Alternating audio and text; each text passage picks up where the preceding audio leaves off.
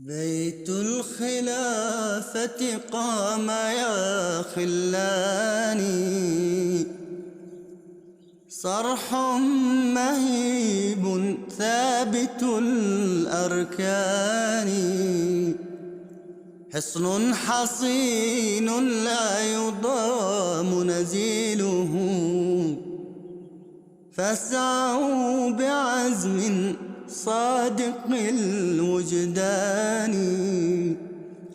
أعزائي المشاهدين، السلام عليكم ورحمة الله وبركاته. أهلا بكم في نقل لبعض أنشطة أمير المؤمنين نصره الله لهذا الأسبوع. ويشرفنا اليوم أن نقدم لكم اللقاء الافتراضي الذي عقده حضرته أيده الله تعالى بنصره العزيز مع الواقفات نو من بلجيكا الأسبوع الماضي. السلام عليكم ورحمة الله. وعليكم السلام يوم الأحد 19 من نوفمبر تشرين الثاني الجاري تشرفت الواقفات الجدد من بلجيكا بلقاء حضرة خليفة المسيح الخامس أيده الله تعالى بنصره العزيز افتراضياً. تجمعت الواقفات في مسجد بيت المجيب في أجل بروكسل. بدأ اللقاء بالتلاوة ثم الحديث والقصيدة، وبعد ذلك أتيحت للحاضرات فرصة طرح الأسئلة حول مجموعة من القضايا. پیارے حضور، دعا ہے کہ جنگ نہ ہو، لیکن خدا نخواستہ اگر جنگ ہو جاتی ہے تو جنگ کے بعد ہمیں کون سی فصل اگانی چاہیے؟ جنگ کے بعد جو حکومت میں کہے گی نا یہ فصلیں اگاؤ، وہی جو ہر علاقے میں ہر ملک میں وہاں کے مخصوص حالات کے مطابق فصلیں اگائی جاتی ہیں. ہر فصل ہر جگہ تو نہیں ہو سکتی. یورپ میں سردیاں ہوتی ہیں، یہاں چاول نہیں کاشت ہو سکتا، اور بعض فصلیں ایسی ہیں جو گرم علاقوں میں نہیں ہو سکتی. تو ہر علاقے میں ان کے حالات کے مطابق فصلیں اگائی جاتی ہیں. جو بھی اسٹیپل فوڈ ہے اس کو اگانے کی کوشش کریں گے، وہی لگاؤ گے، جنگ کے بعد ہو یا جنگ سے پہلے. جو لوگ وہاں کھاتے ہیں، جو ان کی اسٹیپل فوڈ ہے، وہی کھانا جو ہے روزمرہ کا، اسی کو انہوں نے کھانا ہے. اس لیے وہی اگائیں گے. اور اس کے لیے اگر حکومت قائم ہے تو حکومت خود ہی رہنمائی کر دے گی کہ کیا اگائیں، اور ذمہ داروں کو خود ہی پتہ ہوتا ہے. بعض دفعہ حکومت پالیسیاں نہیں بناتی تو ذمہ دار خود اپنے حالات کے مطابق فصلیں اگانی شروع کر دیتے ہیں. جنگ عظیم دوم کے بعد رشیا میں بڑی تباہی ہوئی تھی تو روس کے ذمہ دار خود اپنی اپنی فصلیں لگاتے تھے اور پھر وہ شہر میں لے آتے تھے فصلیں. شہر والوں کو کھانے کو کچھ نہیں ملتا تھا تو وہ شہر کی بنی ہوئی چیزیں بارٹر کے طور پر، وہاں کرنسی نہیں پھر کام آتی تھی، بارٹر ہوتا تھا، ایکسچینج.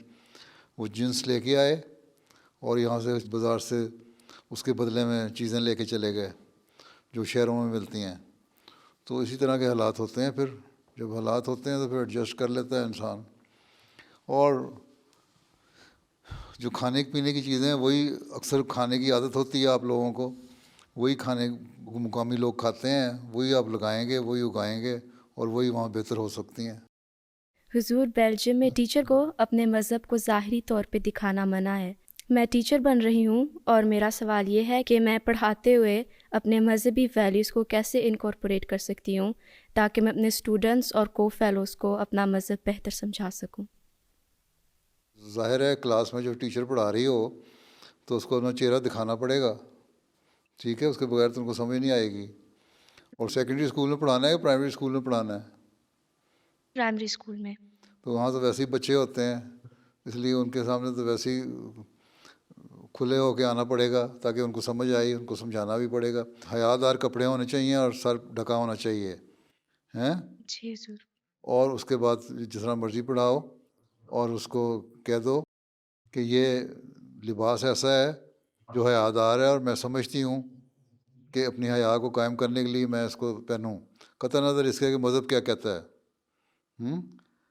اور مذہب مجھے میرا سکھاتا ہے، وہ یہی سکھاتا ہے کہ حیا دار رہو. اور یہ آج کا مذہب نہیں ہے، یہ تو ہمیشہ سے ہر مذہب کی تعلیم یہی ہے کہ حیا جو ہے وہ قائم رکھو.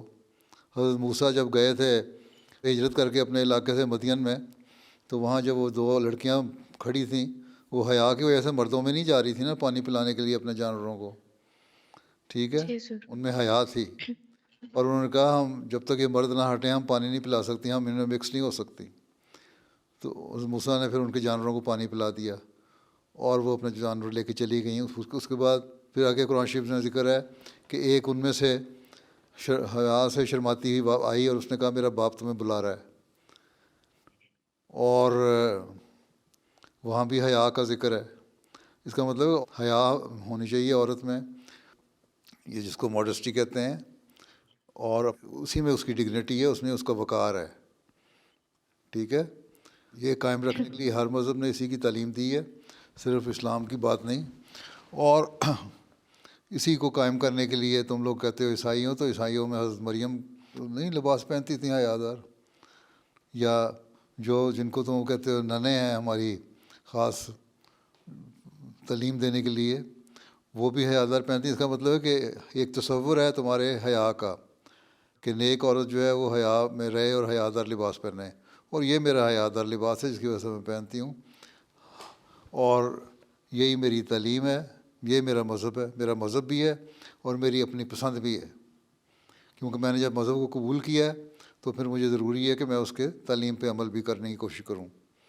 یا تو میں مذہب نہ مانوں، ٹھیک ہے، اللہ تعالیٰ کہتا ہے کہ کوئی جبر نہیں ہے تو میں مذہب ضرور مانو، مسلمان ہو، اور اگر تم نے مان لیا، اسلام مان لیا، تو پھر اسلام کی تعلیم پہ بھی عمل کرنا ہوگا۔ اس میں کسی کمپلیکس کی ضرورت ہی کوئی نہیں ہے، کھل کے بات کرو، اور ہمیشہ ان کی مثالوں سے بھی ان کی مثال دیا کرو، تمام نبیوں سے، موسیٰ سے لے کے نیچے آؤ نا، کہتے ہیں ابراہیم کو مذہب ہے ہمارا، یہودیوں کو بڑا فخر ہے کہ جی ہم سب سے پہلے موسیٰ کا مذہب چلا تھا ابراہیم میں سے، تو اس لیے ہماری سپریمیسی قائم ہے زیادہ۔ اس کے بعد عیسائی اور مسلمان آتے ہیں تو ٹھیک ہے، تو پھر عمل بھی کریں۔ تو ہم تو اپنے مذہب پہ عمل کرنے والے ہیں، ٹھیک ہے، کوئی کمپلیکس نہیں ہے، جرأت پیدا کرو اور کھل کے بتایا کرو۔ ہاں اگر تمہارے عمل وہ نہیں ہے جو تمہارا مذہب کہتا ہے تو پھر تمہیں شرم آنی چاہیے۔ اگر نمازیں نہیں پڑھتی 5 وقت، اگر اچھے اخلاق نہیں ہیں، لوگوں سے اچھے طور پہ نہیں ملتی، لوگوں کا حق نہیں ادا کرتی، اور اپنے جو فرائض ہیں ان کو صحیح طرح انجام نہیں دیتی، تو اس پہ تو شرم آنے والی بات ہے۔ مذہب کے اظہار پہ تو شرم آنا نہیں چاہیے۔ اگر اچھی ٹیچر ہو، بچے خوش ہیں، اچھے اخلاق ہیں، تمہارے فیلو سٹاف ممبر تمہارے سے خوش ہیں، تو پھر کوئی مسئلہ ہی کوئی نہیں، جی، ٹھیک۔ جزاک اللہ حضور۔ میرا سوال یہ ہے کہ بعض اوقات انسان کو کسی دوسرے انسان سے بہت سخت تکلیف پہنچتی ہے اور اس کو اسے معاف کرنے میں مشکل محسوس ہوتی ہے، اس صورت میں ہمیں کیا کرنا چاہیے؟ آدمی کو اپنے جذبات میں کنٹرول ہونا چاہیے۔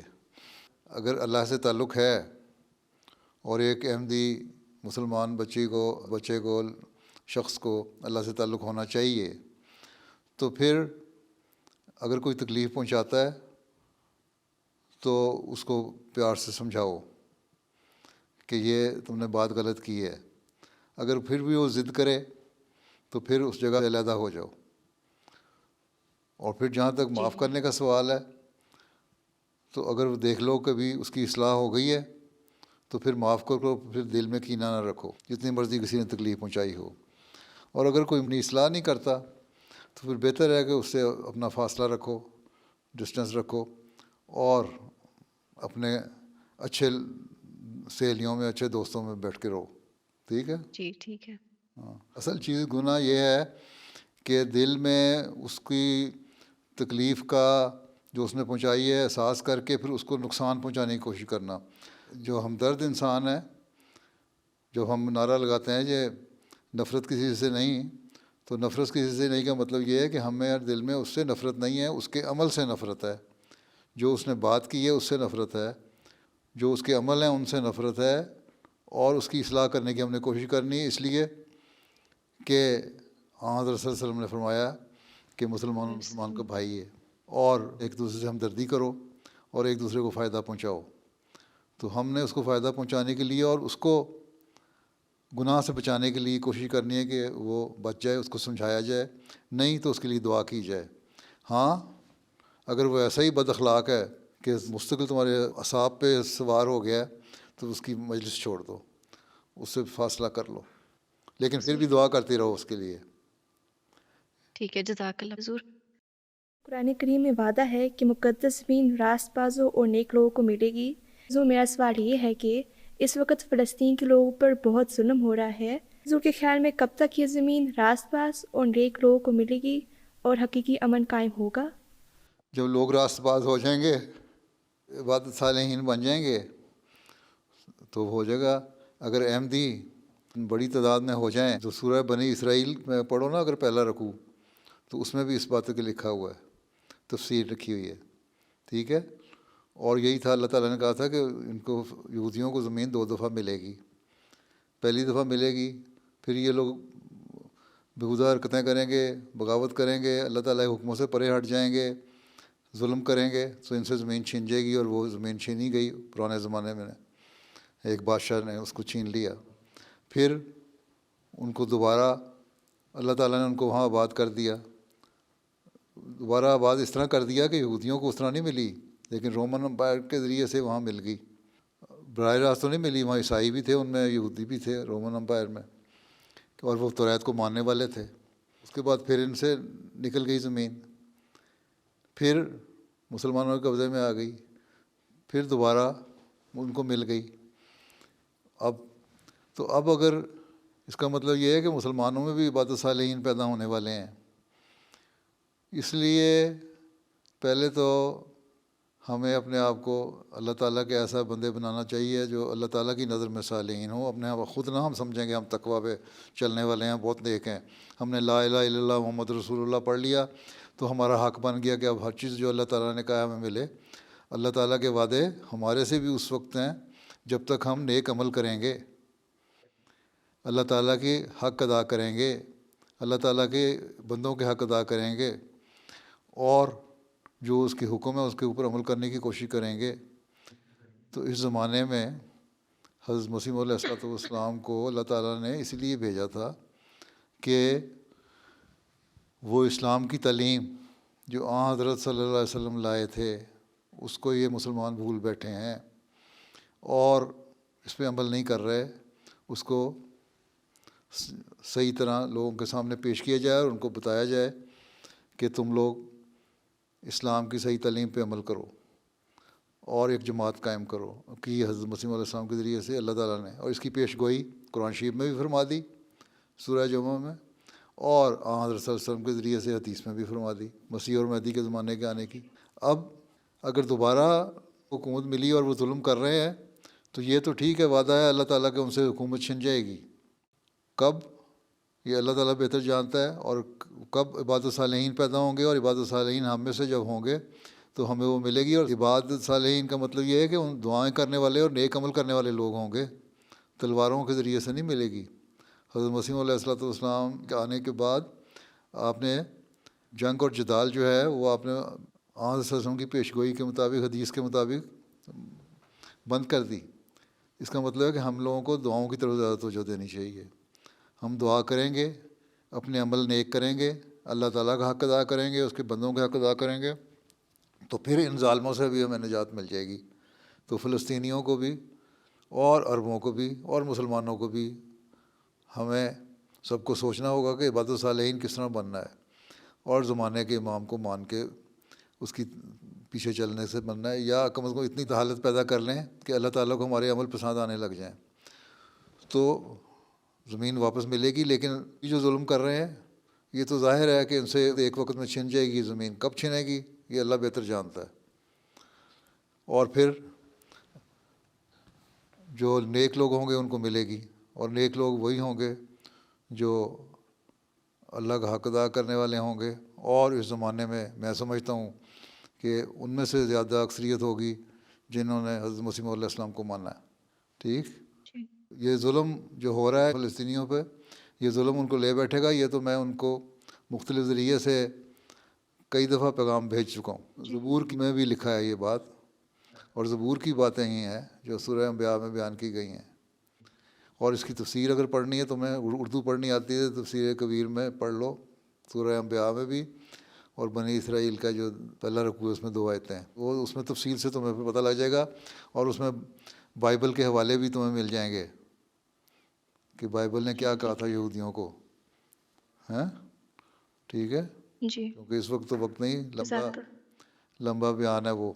اور دونوں حصے پڑھ لینا، سورہ بنی اسرائیل کا پہلا رکوع اور سورہ انبیاء کا یہ، اور اتفاق سے دونوں آیتیں جو ہیں، اس کی 2 آیتیں اور اس میں بھی ایک آیت، ان کی تفسیر حضرت مسلم موعود نے بڑی اچھی کی ہوئی ہے۔ بلکہ لجنہ کو چاہیے اس کی نکال کے آیتیں، بلکہ جماعتی طور پہ بھی ان دونوں آیتوں کا، بنی اسرائیل کی اور سورہ انبیاء کی آیت جو ہے تفسیر نکال کے تو چاہیے کہ تقسیم کریں لوگوں میں۔ آج کل کے حالات کے مطابق بڑی کنٹمپریری ہے یہ، انگلش اردو میں دونوں میں مل جائے گی۔ میرا سوال یہ ہے کہ جن بچوں کے ماں باپ چھوٹی عمر میں فوت ہو جاتے ہیں تو خدا تعالیٰ ان بچوں کو آزمائش میں کیوں ڈالتا ہے؟ کہ ہمیں کیا پتہ اللہ تعالیٰ ان کو کس طرح اور انعام بخشتا ہے۔ ہر بچہ تمہارے پاس تو نہیں آتا بتانے کے لیے کہ مجھے اللہ تعالیٰ نے کتنا انعام دیے۔ اللہ تعالیٰ کا قانون قدرت ہے، اگر کوئی بیمار ہوتا ہے، بخار ہوتا ہے، یا ایکسیڈنٹ ہوتا ہے یا کوئی اور وجہ بنتی ہے، ایک دن تو انسان نے مرنا ہے، تو وہ وجہ بن جاتی ہے۔ اور اکثر جو ہے اس طرح کے حادثاتی باتیں ہوتی ہیں، اس میں عموماً انسانوں کی غلطیاں ہوتی ہیں۔ تو جب انسان کی غلطیاں ہوتی ہیں، اس کے نتیجے میں اگر اس کو نقصان پہنچتا ہے تو یہ قانون قدرت ہے، لا آف نیچر یہی ہے نا۔ اسی لیے اسلام کہتا ہے کہ تم لوگوں پہ فرض ہے کہ جو یتیم بچے ہیں ان کو سنبھالو، ان کی پرورش کرو۔ اگر ماں باپ فوت ہو جاتے ہیں بچپن میں تو ان کو سنبھالو اور ان کی پرورش کرو، ان کو پڑھاؤ، ان کی تعلیم کا خیال رکھو۔ اگر ان کی جائیدادیں ہیں تو قرآن شریف میں یہ بھی لکھا ہے ان کی جائیدادوں کا خیال رکھو، اور جب صحیح عمر کو پہنچ جائیں، جب وہ سنبھال سکیں اپنی جائیداد، اپنے ماں باپ کی پراپرٹی، تو ان کے سپرد کر دو۔ اور ان کے پرورش کرتے ہوئے اتنا نہ کھاؤ کہ کو ہم ختم کر دیں ان کے بڑے ہونے سے پہلے بلکہ حضرت صلی اللہ علیہ وسلم نے فرمایا کہ میں اور یتیم کی پرورش کرنے والا قیامت کے دن اس طرح ہوں گے، 2 انگلیوں کو ملا کے بتایا کہ ہم ایک جگہ ہوں گے۔ اتنا بڑا مقام دیا یتیم کی پرورش کرنے والے کو حضرت صلی اللہ علیہ وسلم نے۔ جب اگر کسی وجہ سے فوت ہو جاتے ہیں ماں باپ اور بچے یتیم ہو جاتے ہیں تو معاشرے کا، سوسائٹی کا، جماعت کا کام ہے ان یتیم بچوں کو سنبھالے، پڑھائے، ان کی بڑھوتری کرے۔ اگر ان کے پاس وسائل ذرائع نہیں ہیں تو ان کو پوری طرح وسائل مہیا کر کے ان کی تربیت کے سامان پیدا کرے۔ اور اگر ان کی جائیدادیں ہیں تو اس میں سے ان کو بھی سنبھال کے رکھے، اور جب بڑے ہوں تو ان کے سپرد کر دے۔ اور اگر کوئی پرورش کرنے والا ایسا ہے جس کے پاس اتنے وسائل نہیں ہیں کہ ان کی پرورش صحیح طرح کر سکتے، تو پھر مناسب طور پر ان کی جائیداد میں سے تھوڑا تھوڑا ان پہ اوپر خرچ کرتے رہو، جس طرح ان کے ماں باپ نے خرچ کرنا تھا۔ اور پھر جب وہ بڑے ہو جائیں تو ان کے سپرد کر دو۔ یہی ہمیں حکم ہے اللہ تعالیٰ کا۔ اور یتیم کو پالنے کی اہمیت اتنی زیادہ ہے کہ قرآن شریف میں کئی جگہ اس کا حکم ہے کہ یتیم کی پرورش کرو، اس کو سنبھالو۔ اور حضرت صلی اللہ علیہ وسلم نے فرمایا کہ میں اور وہ اس طرح ہوں گے قیامت کے دن جس طرح 2 انگلیاں ہوتی ہیں۔ تو یہ مقام ملتا ہے، تو اس کو بالکل ہی ہم نے چھوڑ نہیں دیا جس کے ماں باپ فوت ہو گئے بچے کو، بلکہ اسلام نے بڑی سخت ڈیوٹی لگا دی اللہ تعالیٰ نے اس کی کہ ایسے بچے جو ماں باپ کے بغیر ہیں ان کی پرورش کرنا تمہارا فرض ہے اور تمہیں اس کا ثواب ہے، اور اگر نہیں کرتے تو تمہیں اس کا گناہ ہے۔ جی پیارے حضور، ٹھیک ہے، تو اسلام نے جزاکم اللہ۔ ایک قانون قدرت کے تحت اگر وہ مر جاتے ہیں، فوت ہو جاتے ہیں، تو ان کی نسل کو سنبھالنا ہمارا کام ہے۔ اس لیے جماعت احمدیہ میں یتامہ فنڈ بھی قائم ہے، اور اس کے لیے ہم یتیموں کو سنبھالتے ہیں، خرچ دیتے ہیں، پڑھاتے ہیں، اور دارالیتامہ بھی بنایا ہوا ہے، یہاں بھی بنایا ہے، افریقہ میں بھی اور ملکوں میں بھی۔ تو اسی لیے تاکہ یتیموں کی بہتر پرورش ہو اور ان کو اچھی طرح پالا جائے۔ ٹھیک ہے، جزاک اللہ حضور۔ میرا سوال یہ ہے کہ اجتماعات اور تعلیمی کیریئر کے دوران بعض اوقات ہم اپنا ٹارگٹ پورا نہیں کر پاتے۔ ایسے صورتحال میں جب ہم ڈسکریج ہو رہے ہوں تو ہمیں اسے کیسے ڈیل کرنا چاہیے؟ کیا ٹارگٹ ہے آپ لوگوں کا؟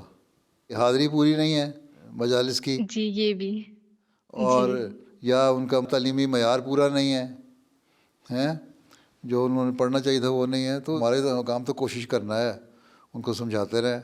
باقی جہاں تک اپنا تعلیمی کیریئر کا سوال ہے، وہاں محنت کریں اور دعا کریں، اللہ تعالیٰ جس فیلڈ میں بھی آپ پڑھ رہے ہیں اس کو سمجھنے کی بھی توفیق دے اور زیادہ محنت کرنے کی بھی توفیق دے۔ تو ڈسکریج ہونے کا تو سوال ہی کوئی نہیں، دعا کرو اور محنت کرو۔ پھر بھی نہیں اچھے نمبر آتے تو پھر اللہ کی رضا پہ راضی ہو جاؤ، تم نے جو اپنی کوشش کرنی تھی کر لو پہلے، ٹھیک ہے؟ جی حضور. میرا سوال یہ ہے کہ ہم موبائل فون ایڈکشن سے کس طرح بچ سکتے ہیں؟ بات یہ ہے کہ ایڈکشن نہیں ہونی چاہیے کسی بھی چیز کی. ہر چیز کی ایڈکشن سے اللہ تعالیٰ نے منع فرمایا ہے، ٹھیک ہے؟ ہاں ایڈکشن اگر کرنی ہے تو اللہ تعالیٰ کی محبت کی ایڈکشن ہونی چاہیے، دین کی خدمت کی ہونی چاہیے. 5 نمازیں پڑھو، اس میں توجہ سے پڑھو، یہ تمہاری ایڈکشن ہونی چاہیے کہ میں نے توجہ سے نماز پڑھنی ہے. تم وہ نماز تو ٹھٹ سے جلدی پڑھ لیتے ہو، اگر ماں باپ نے کہہ دیا کہ نماز پڑھو، اور اس کے بعد فون کھولتے ہو، سیل فون یا آئی پیڈ یا اینڈرائڈ جو بھی ہوتا ہے تمہارے پاس، ٹیبلٹ وغیرہ، اس کو کھول کے اس پہ فوری دیکھنے لگ جاتے ہو، یا ٹی وی کے اوپر بیٹھ جاتے ہو. اب تو ٹی وی کے اوپر بھی یوٹیوب پہ سب کچھ آ جاتا ہے ہیں، اس میں دیکھنے لگ جاتے ہو. تو یہ چیزیں جو ہیں، یہ چیزیں غلط ہیں. نماز کو وقت پہ ادا کرو اور اچھی طرح ادا کرو. قرآن شریف پڑھو، اچھی طرح پڑھو. وقفات 9 کا تو خاص طور پہ فرض ہے. وقفات 9 نے اپنے آپ کو وقف کیا ماں باپ نے اس لیے کہ وہ دین کی خدمت کریں گی. 15 سال کے بعد آپ لوگ کریں گی وقف، تو اس بات پہ کہ ہم اس کو رینیو کرتے ہیں اپنے بانڈ کو، 21 سال کی عمر میں جا کے دوبارہ رینیو کریں گی. تو اس لیے تاکہ ہم دین کی خادمہ بنیں، اور دین کی خادمہ بننے کے لیے اللہ سے تعلق پیدا کرنا ضروری ہے. پہلی بات، اللہ سے تعلق پیدا کرنے کے لیے نمازیں اچھی طرح پڑھنا ضروری ہے، ٹھیک. پھر قرآن شریف پڑھنا ضروری ہے، قرآن شریف کو سمجھنا ضروری ہے، اور جب سمجھو گی تو اس کی تعلیم پر تم عمل کرنے کی بھی کوشش کرو گی. اچھے اخلاق ہونے چاہیے، ٹھیک ہے. یہ ساری باتیں جب کرو گی تو پھر تمہارے سے تھوڑا سا وقت ملے گا موبائل فون دیکھنے کا. موبائل فون دیکھنے کا جب وقت ملے تو اس میں اچھی اچھی چیزیں دیکھو. آج کل تو انتہائی فضول قسم کی، لغو قسم کی بھی، بےہودہ قسم کی چیزیں آ جاتی ہیں موبائل فونوں پہ ہیں. اس سے بچنے کی کوشش کرنی چاہیے. نظر علیحدہ خراب ہوتی ہے بچوں کی. تو کہتے ہیں 14-15 سال تک تو بچوں کو ویسے ہی 1 گھنٹے سے زیادہ اسکرین پہ نہیں بیٹھنا چاہیے. اب تو اسکولوں میں بھی اسکرین پہ بٹھا دیتے ہیں، گھر آ کے بھی اسکرین پہ بیٹھتے ہیں تو کئی گھنٹے لگ جاتے ہیں، نظریں خراب ہو جاتی ہیں. ہر ایک کے اینکیں لگی ہوتی ہیں. تم بڑی خوش قسمت ہو، تمہاری اینک نہیں لگی ہوئی. اس لیے ان چیزوں سے بچنا چاہیے، ٹھیک ہے. جی چلو. جزاک اللہ. میرا سوال یہ ہے کہ ہم کیسے اپنے نفس سے لڑ کر خدا کی رضا میں راضی ہو سکتے ہیں؟ اللہ تعالیٰ پہ ایمان پیدا کرو نا پہلے تو. اللہ پہ تمہیں یقین ہے کہ اللہ تعالیٰ ہے؟ جی. ہے؟ نماز پڑھتی ہو؟ جی. کبھی تمہاری نماز میں دعا قبول ہوئی ہے یا ویسے؟ ہاں جی. اور کبھی اللہ تعالیٰ نے تمہیں تمہاری خواہش کے مطابق تمہاری خواہش پوری کی ہے؟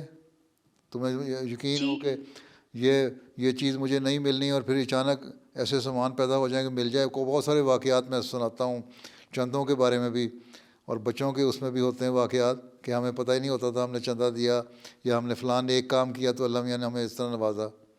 تمہارے ساتھ بھی ہوا ہوگا نا اس طرح؟ جی. ٹھیک ہے. تو دیکھو جب اللہ تعالیٰ اتنا پیار کرنے والا ہے، اتنی ساری چیزیں کرتا ہے، تو پھر ہمیں چاہیے نا کہ اللہ کی بات مانیں. اور اگر کبھی کسی وقت اللہ تعالیٰ نہیں ہمیں کوئی چیز دیتا تو راضی ہو جائیں اس کی رضا پہ. ہر وقت اپنی بات نہ مانی جائیں، سیلفش نہ بنیں ہم کہ ہم نہیں اپنی بات مانی. اللہ تعالیٰ ہمارا کوئی نوکر تو نہیں ہے، وہ تو مالک ہے نا. وہ ہمیں پیدا کرنے والا بھی ہے، وہ مالک بھی ہے، ہمارا نوکر نہیں ہے اللہ میاں.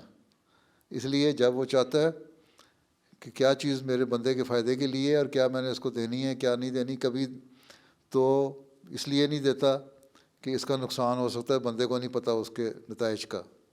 کبھی اس لیے نہیں دیتا کہ میں دیکھوں بندہ میرا پھر بھی شکر ادا کرتا ہے کہ نہیں. ٹھیک ہے. کوشش کرو کہ اللہ میاں جب مجھے اتنی اچھی اچھی چیزیں دے رہا ہے تو اگر ایک دفعہ میری بات نہیں مانی یا بعض چیزیں مجھے نہیں دیں تو میں راضی ہونا چاہیے اللہ کی رضا پہ. ایک واقعہ ہے، ایک بادشاہ تھا، اس کے دربار میں ایک آدمی تھا، اس کا بہت بادشاہ کا چہیتا تھا اور بادشاہ کی ہر بات مانا کرتا تھا. ایک دن گاؤں سے کسی سے بادشاہ کے لیے ایک تحفہ لے کے آیا، کوئی پھل، اور بادشاہ نے بندے کو پہلے کہا کہ تم کھاؤ، جو اس بادشاہ کا بہت پیارا تھا. اس بندے نے کھایا بادشاہ نے کاٹ کے اس کو دیا تھا، خربوزے کی طرح کی چیز تھی. اس نے اس کی تعریف کی، بڑا اچھا ہے، بڑا اچھا ہے، بڑا اچھا ہے. تو بادشاہ نے سمجھا کہ بڑا اچھا ہے، تو بادشاہ نے خود بھی اس کا ایک لقمہ جب منہ میں ڈالا تو بڑا کڑوا تھا. بادشاہ نے بڑا غصے ہوا اس کے، تم نے اتنا کڑوا ہے اور تم کہہ رہے ہو بڑا اچھا ہے، اچھا ہے، اس میں کیا اچھائی ہے؟ کہتا ہے بادشاہ سلامت، ساری عمر میں نے آپ سے فائدہ اٹھایا، آپ نے بہت ساری چیزیں مجھے دیں اچھی اچھی، اور مجھے فائدہ پہنچتا رہا، اور مجھے آپ نے انعامات بھی دیے. آج مجھے اگر آپ نے کڑوی چیز کھلا دی ہے، کوئی بری چیز دے دی ہے، تو اس کا مطلب میں ناشکرہ بن جاؤں اور اس کا آپ کو کہہ دوں کہ یہ کڑوی کڑوی ہے، مجھے کیا دے دیا؟ تو میں نے اس کو بھی اس لیے صبر سے کھا لیا تھا. تو اس طرح شکر گزاری ہونی چاہیے. یہ ایک مثال ہے دنیا داروں کے لیے کہ صبر کرو. اچھی اچھی چیزیں جب اللہ میاں دیتا ہے اس کا شکر کرتے ہو نا، تو کبھی اللہ تعالیٰ جب امتحان لیتا ہے تو اس پر بھی اس کا شکر کرو، اور اللہ تعالیٰ سے کہو اللہ تعالیٰ مزید امتحان میں نہ ڈالے. اور پھر جب شکر گزاری کرو گے، اللہ کہتا ہے جب تم شکر کرو گے تو میں اپنے انعامات کو اور بڑھاؤں گا. ٹھیک ہے، شکر کی عادت ڈالو. اللہ تعالیٰ سورۃ البقرہ آیت 272 میں فرماتا ہے، تم اگر صدقات کو ظاہر کرو تو یہ بھی عمدہ بات ہے، اور اگر تم انہیں چھپاؤ اور انہیں حاجت مندوں کو دو تو یہ تمہارے لیے بہتر ہے. پیارے حضور، میرا سوال یہ ہے کہ صدقات کو ظاہر کرتے ہوئے دینے میں کیا حکمت ہے؟ اللہ تعالیٰ نے کہا ہے لوگ بعض دفعہ صرف دکھاوے کے لیے دیتے ہیں، چندہ یا صدقہ یا کسی غریب کی مدد کرتے ہیں، لوگوں کو پتہ لگے گا ہم بہت جینرس ہیں، ہم بہت لوگوں کو دینے والے ہیں، تو اس لیے ایسے لوگوں کو کہ تم چھپا کے دو. ٹھیک ہے، خاموشی سے دو تو زیادہ اچھی بات ہے. بعض لوگ اتنی خاموشی سے دیتے ہیں کہ دوسرے کو پتہ بھی نہیں لگتا. بعض دفعہ بعض معاملات میں دوسرے کو تاریخ پیدا ہوتی ہے چندہ دینے سے. تم نے چندہ دیا مثلا یا صدقہ دیا اور یا کسی غریب کی مدد کی، یتامہ فنڈ ہے اس میں پیسے دیے، جس طرح ابھی ذکر کیا تھا میں نے، تو یتیموں کی مدد کی، تو دوسروں کو بھی خیال پیدا ہوگا، تاریخ پیدا ہوگی کہ ہم بھی دیں. تو تمہارے ظاہر ہو کے دینے سے دوسرے کے اندر نیکی پیدا ہوتی ہے. اگر تم کسی کو صدقہ دیتے ہو، چیریٹی دیتے ہو نا، تو جو تمہاری سہیلی ہے اس کو بھی خیال پیدا ہوگا کہ میری سہیلی نے دیا تو میں بھی دوں. اگر تم چھپ کے دیتی تو اس کو پتہ نہ لگتا. تم نے ظاہر جب دیا تو اس کو پتہ لگ گیا، تو اس نے بھی دیا، اس کو بھی ثواب ہو گیا. تو اس طرح نیکی کی تعریف کرنے کے لیے دینا اچھا ہے. اگر صرف یہ دکھاوے کے لیے ظاہر کرنا ہے تو وہ منع ہے. لیکن اگر اس لیے ظاہر کرنا ہے کہ دوسرے کو نیکی کی تعریف پیدا ہو جائے، میری وجہ سے دوسرے بھی نیک کام کریں، تو یہ اچھی بات ہے. اللہ تعالیٰ کو یہ پسند ہے، اس لیے فرمایا کہ ظاہر کر کے دو تو یہ بھی تمہارے لیے اچھا ہے. اس لیے میں بہت سارے واقعات چندوں کے سناتا رہتا ہوں نا لوگوں کے. وہ اس لیے سناتا ہوں کہ لوگوں کے یہ واقعات سن کے دوسروں کو بھی تاریخ پیدا ہو کہ انہوں نے اگر چندہ دیا اور ان پہ اللہ کا فضل ہوا تو ہم بھی چندہ دیں، ہم پہ بھی اللہ تعالیٰ فضل کرے. ہیں یا صدقہ دیں یا خیرات دیں یا یتیموں کے لیے دیں یا مریضوں کے لیے دیں یا اور کسی کی مدد کے لیے دیں، کسی چیریٹی میں دیں.